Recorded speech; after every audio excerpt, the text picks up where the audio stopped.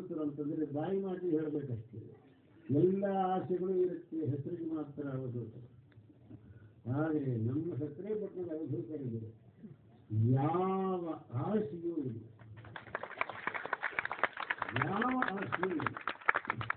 ಅವರಿಗೆ ಇರ್ತಕ್ಕಂಥ ಒಂದೇ ಆಸೆ, ನೀವೆಲ್ಲರೂ ಗುರುಭಕ್ತರಾಗಲಿ, ನೀವೆಲ್ಲರೂ ಗುರುಕೃಪೆಗೆ ಪಾತ್ರರಾಗಲಿ ಎಂಬುವಂಥ ಒಂದೇ ಆಸೆ ಅವರಿಗಿದೆ.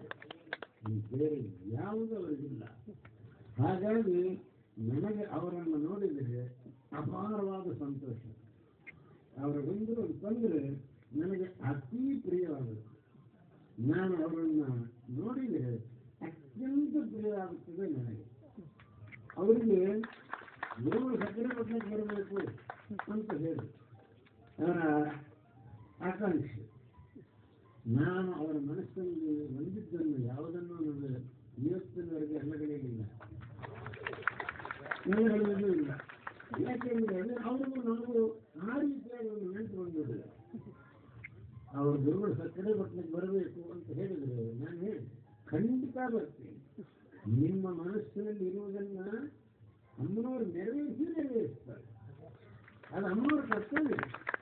ನಿಮ್ಮ ಮನಸ್ಸಲ್ಲಿ ಬಂದು ನೆರವೇರಿಸಲೇಬೇಕು. ನಾನು ಹೇಳಿದೆ, ನಾನು ಈ ಸರ್ ಮೈಸೂರಿನ ವರ್ಷ ಸಕ್ಕರೆ ಪಟ್ಟಣಕ್ಕೆ ಬಂದೇ ನಾನು ಶೃಂಗೇರಿಗೆ ಹೋಗ್ತೀನಿ ಅಂತ ಹೇಳಿ ಅವರು ಇಷ್ಟೊಂದು ಜನರಿಗೆ ಗುರುಭಕ್ತಿಯನ್ನು ಕಲಿಸಿಕೊಟ್ಟಿದ್ದಾರೆ. ಅದು ಬೇರೆ ಯಾರೂ ಇಂಥ ಕೆಲಸ ಮಾಡಿಲ್ಲ. ಗುರುಭಕ್ತಿ ಅಂತಂದ್ರೆ ಯಾವ ವಿಧವಾದಂತಹ ಒಂದು ಅದರಲ್ಲಿ ಬೇರೆ ಯಾವ ವ್ಯಾಜ ಎಂಬುದಿಲ್ಲ, ಅವ್ಯಾಜವಾದಂತಹ ಗುರುಭಕ್ತಿ. ಆ ಗುರುಭಕ್ತಿ ಅಂದರೆ ಹೇಗಿರಬೇಕು ಅಂತಂದ್ರೆ ನಮಗೆ ಗುರುಗಳ ಒಂದು ನೋಟ ಸಾಕು. ಅವರು ನಮ್ಮನ್ನು ಮಾತಾಡಿಸಲು ಬೇಕಾಗಿಲ್ಲ. ಗುರುಗಳು ನಮ್ಮ ಕಡೆ ನೋಡಿದರು, ನಾವು ಕೃತಾರ್ಥರಾಗಲಿ ಇಂಥ ಭಾವನೆಯನ್ನು ಅವರು ಧರಿಸಿದ್ದಾರೆ. ಅದು ಬರುವುದು ಬಹಳ ಅಪರೂಪ. ಬಹಳ ಜನರಿಗೆ ಏನ್ರೆ ಗುರು ನಮ್ಮನ್ನು ಮಾತಾಡಿಸಿಲ್ಲ, ಏನು ಹಾಗೆ ಹೋಗ್ಬಿಟ್ರು, ಅದು ಗುರುಭಕ್ತಿ ಅಲ್ಲವೇ ಅಲ್ಲ, ಅಂಥವನು ಭಕ್ತ ಅಲ್ಲವೇ ಅಲ್ಲ. ಹೇಗಿರಬೇಕು ಅಂತಂದರೆ ಗುರುಗಳು ನಮ್ಮ ಕಡೆಗೆ ನೋಡಿದರು, ನಾವು ಧನ್ಯರಾಗಿ.